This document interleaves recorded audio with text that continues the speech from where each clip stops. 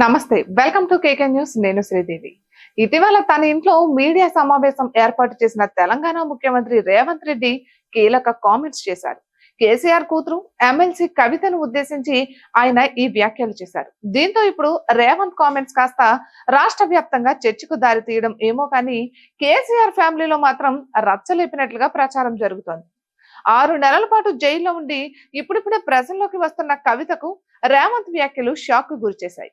అటు ఫ్యామిలీలోనూ మంట రేపినట్లుగా తెలుస్తోంది. మీడియా సమావేశంలో భాగంగా రేవంత్ రెడ్డి మాట్లాడుతూ ఇప్పటి వరకు జైలుకి వెళ్లిన వారిలో చాలా మంది ముఖ్యమంత్రి అయ్యారట. కేటీఆర్ కూడా అదే సెంటిమెంట్ ను నమ్ముతున్నాడట. అందుకే ఊకే దమ్ముంటే అరెస్ట్ చేయండి అంటూ మాట్లాడుకొస్తున్నారు.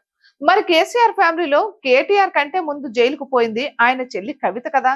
అయితే గిట్లా ఆమె సీఎం అవుతారు గాని కేటీఆర్ ఎలా అవుతాడు? కేటీఆర్ ఈ మాత్రం లాజిక్ ఎలా మిస్ అయ్యాడు అని వ్యాఖ్యలు చేశారు.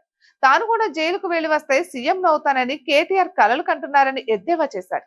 ఇక కేటీఆర్ కుటుంబంలోనే ముఖ్యమంత్రి కుర్చీ కోసం తీవ్ర పోటీ ఉందని అన్నారు. జైలుకు వెళ్లి వచ్చిన తన చెల్లి ఎక్కడ సీఎం అవుతుందోనన్న భయం కేటీఆర్ ను వెంటాడుతోందని అభిప్రాయపడ్డారు. ఇటీవల కేటీఆర్ అరెస్టు తప్పదంటూ రాష్ట్రంలో పెద్ద ఎత్తున ప్రచారం జరుగుతోంది. ఈ ఫార్ములా కారు రేసు కేసులో ఏసీబీ విచారణ జరుగుతోంది.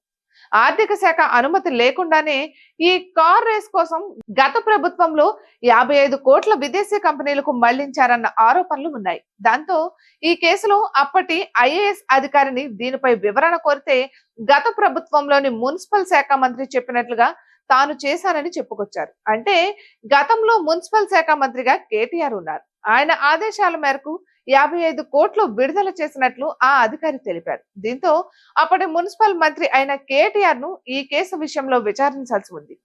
అయితే దీనికి సంబంధించి గవర్నర్ అనుమతి కోరుతూ ప్రభుత్వం నుంచి లేఖ రాశారు. ఇంకా గవర్నర్ నుంచి ఆ లేఖకు రిప్లై రాలేదు. ఇక ఎప్పుడైతే ఈ కేసు విషయంలో విచారణకు పిలిచి అరెస్ట్ చేస్తారని తెలియడంతో కేటీఆర్ చేసిన హంగామా అంతా ఇంత కాదు. దమ్ముంటే అరెస్ట్ చేయండి, ఎన్ని కేసులు పెడతారో పెట్టుకోండి అంటూ కామెంట్స్ చేశారు. ఇప్పుడు తాము జైలుకు వెళ్లినా తమకు ఒక రోజంటూ వస్తుందని బీరాలు పలికారు. కేటీఆర్ మాటలను ఉద్దేశించి రేవంత్ తన ప్రెస్ మీట్ ఈ వ్యాఖ్యలు చేశారు. దీంతో ఇప్పుడు బీఆర్ఎస్ పార్టీలోను ఫ్యూచర్ లో బీఆర్ఎస్ పార్టీ గెలిస్తే నిజంగానే కవితనే సీఎం అవుతారా అన్న చర్చ నడుస్తోంది. ఇటువంటి మరెన్నో వీడియోస్ కోసం కేకే న్యూస్ తెలుగు ఛానల్ ని సబ్స్క్రైబ్ చేసుకోండి.